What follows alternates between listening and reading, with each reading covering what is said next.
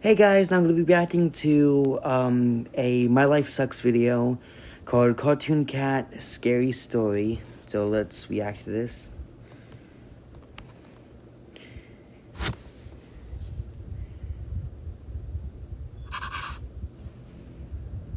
My name is Diana, I'm 20 years old, and today I'll tell you about something that happened to me a while ago, but still gives me nightmares.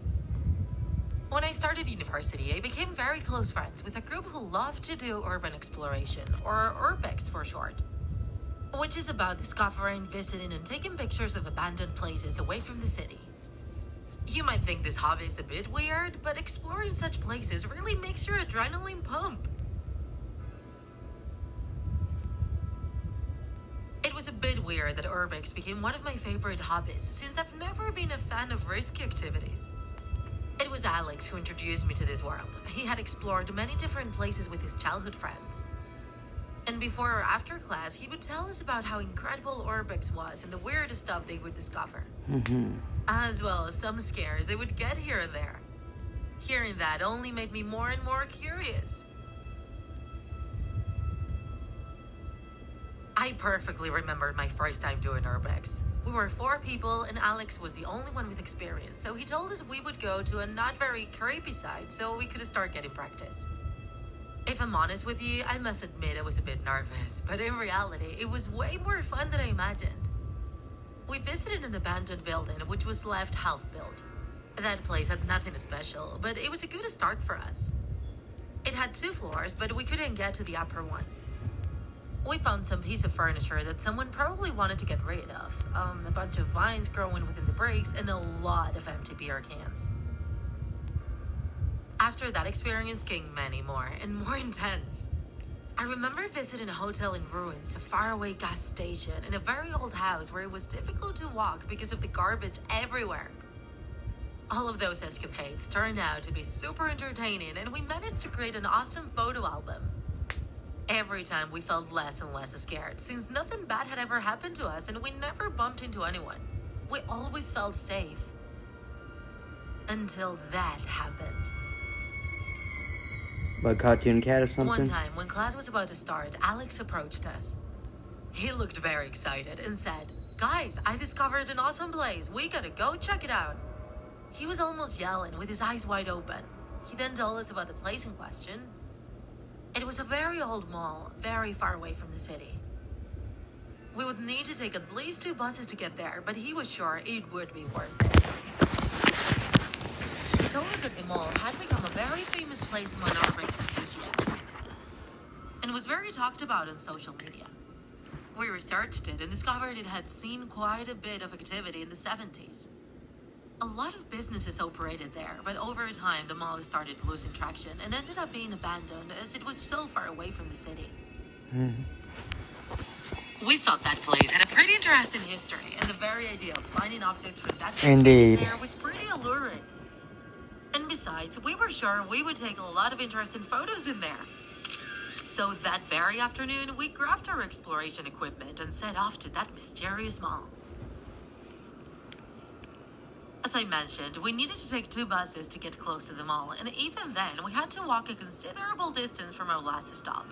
Yeah. However, once we saw the mall in the distance, we started feeling goosebumps out of excitement. It was an old building that looked really gloomy, and you could tell the patches of time on it due to the chipped paint and the multiple cracks. And that was just on the outside. Poor mall. Feel bad for that We poor walked around the mall mall. until we found a door on one side. We had to force it a bit, but managed to get in without too much difficulty.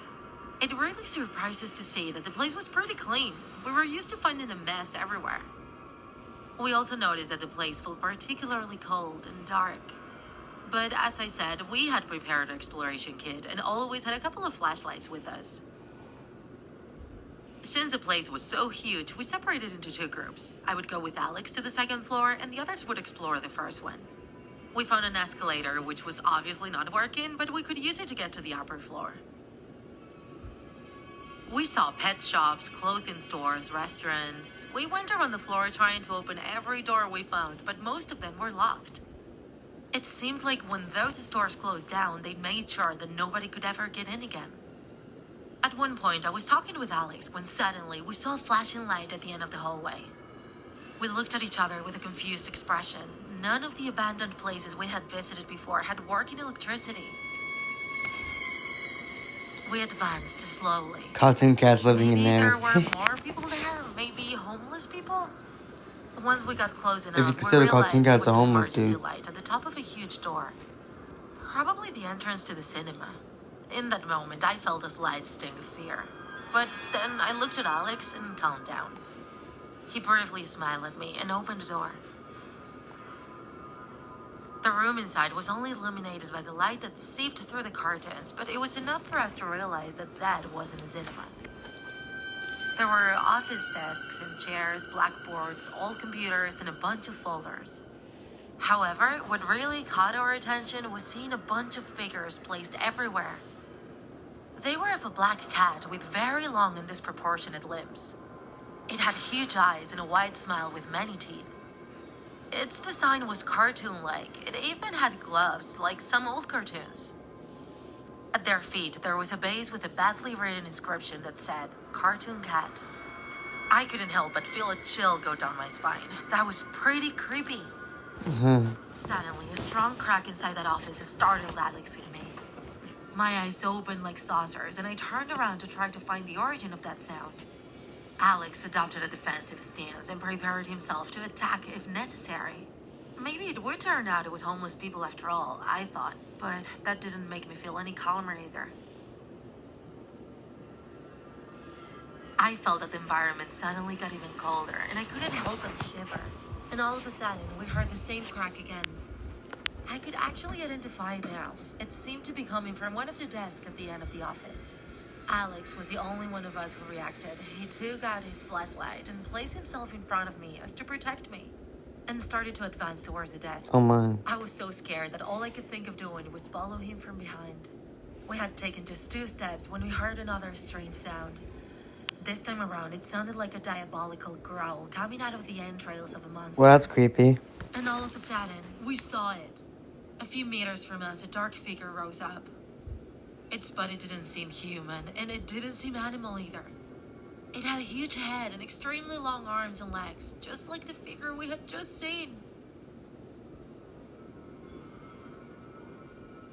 It wasn't necessary for the creature to show us its face for us to be terrified. A second growl was enough, and this one was even stronger and more infernal than the last. I noticed my knees were trembling, but Alex grabbed me strongly. From there on, my memory is foggy, and I can't explain very well what happened then. As soon as we regained consciousness, we rushed out of that place. We were yelling so loudly that we soon alerted our other friends. I don't know how I managed to keep up with Alex, go down the escalator, and meet up with them again. We rushed out of the mall and didn't stop running until we could no longer see it. I tried to explain to my friends what happened, but I couldn't find the words to describe the horror and distress I felt. That creature, Alex couldn't even speak. He had turned pale and was visibly nervous. We took the bus back to the city and went back to our homes without uttering another word. Well, that sounds creepy That as same night, I had nightmares about a huge cat with extremely long limbs and a horrifying smile, chasing me without end.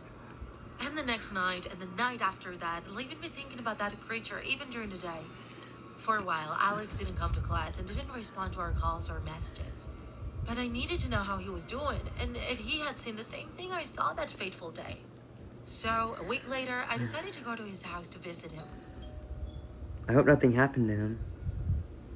He opened his door with a tired expression and invited me to come in. He explained to me that since that terrible day, he could barely sleep and felt constantly exhausted and with no strength. I told him that my memory of that day was cloudy, but that wasn't the case for him. That's when he told me what actually happened. Just when we heard that horrible growl, Alex had his flashlight in his hand. For a few seconds, he directed the light towards that thing, but I didn't see anything. He described it as an unreal creature and that its body wasn't the most shocking part, but its evil expression. Its mouth filled with blood and its threatening teeth that seemed willing to skin us alive at any moment. That's quite frightening. Over time, I knew that image had been burned into Alex's eyes forever. I couldn't forget it either, although I tried to trick myself into believing I had just imagined everything. I still kept on with my life as best as I could, and the most curious thing was that a couple of years later, I found myself watching TV in my living room when an ad caught my attention. They would broadcast again an old cartoon that had been pretty successful back in the day. My head started to spin when I saw the slender figure of that strange cat who seemed to smile at me from the screen. Cartoon Cat's amazing show.